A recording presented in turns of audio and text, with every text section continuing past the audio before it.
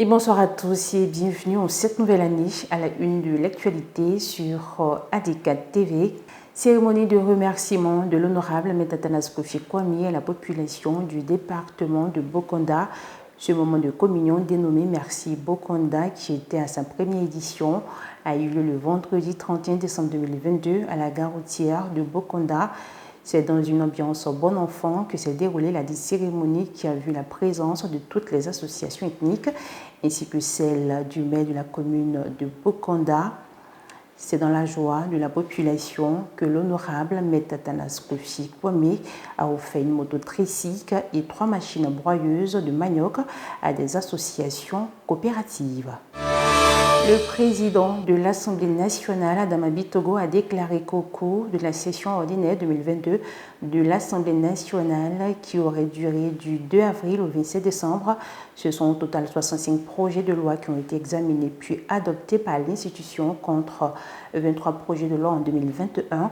Le président a adressé ce bilan le mardi 28 décembre dernier au cours de la séance de clôture des activités de la session ordinaire 2022 de l'Assemblée nationale à son siège au plateau. Pour cette session de clôture, 245 députés et 255 députés siégeants étaient présents. La commission électorale indépendante CEI tient à rassurer qu'elle usera de tous les moyens légaux et techniques pour déceler lors du traitement en cours et du contentieux à venir toute personne qui aurait tenté de s'inscrire indûment sur la liste électorale, a rassuré ce mardi 27 décembre 2022 le premier secrétaire permanent adjoint de la CEI. La CEI est une institution indépendante désignée par l'État de Côte d'Ivoire en charge de l'organisation et du contrôle de toutes les opérations électorales. Le verdict du procès de l'attentat de Grand Bassam est tombé le mercredi 28 décembre 2022. Le tribunal criminel d'Abidjan Plateau, présidé par le juge Charles Bini, a condamné à perpétuité Kunta Dalla et ses compagnons en fuite, ainsi que 4 prévenus présents physiquement à la barre depuis fin novembre. Ils ont été reconnus coupables des faits qui leur sont reprochés.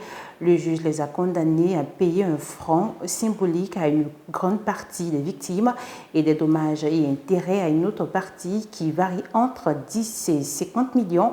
À noter que sur les 18 accusés, ils sont 11 qui ont été condamnés à prison à vie, y compris les 4 présents physiquement. Le reliquat des enseignants contractuels d'un montant de 10,8 milliards de francs CFA représentant 9 mois d'arriérés a été décaissé par l'État de Côte d'Ivoire le 20 décembre 2022.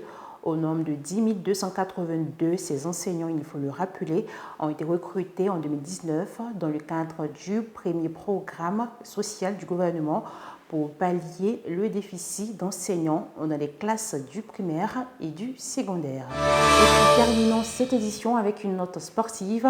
Le rappelé star planétaire du football est décédé jeudi 29 décembre 2022 à l'âge de 82 ans pour avoir lutté pendant plus d'1 an contre le cancer. L'hôpital a précisé dans un communiqué que le décès avait été causé par une défaillance multiple d'organes due à la progression de son cancer. C'est la fin de cette séance de l'information. Merci et à la prochaine pour une autre édition.